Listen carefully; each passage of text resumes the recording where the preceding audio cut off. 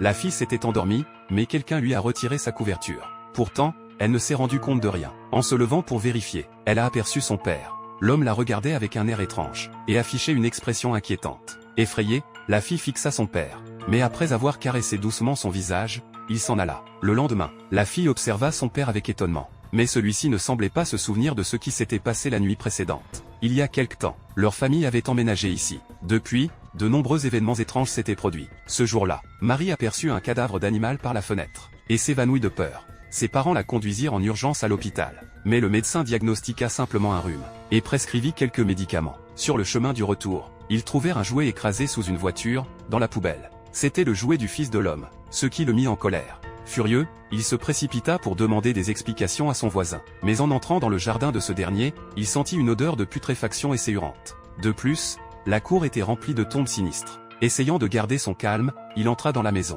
L'intérieur était tout aussi envahi par cette odeur nauséabonde. L'atmosphère lugubre le glaça d'effroi. Soudain, un bruit retentit derrière lui. Lorsqu'il se retourna, il découvrit un homme au visage impassible. Il tenta alors d'interroger le voisin. Mais celui-ci resta silencieux, et le fixa d'un regard inquiétant. Pris d'un frisson, l'homme préféra ne plus insister. Il quitta rapidement cet endroit terrifiant. Mais ce qu'il ignorait, c'est que le démon avait déjà fait de leur famille sa prochaine cible.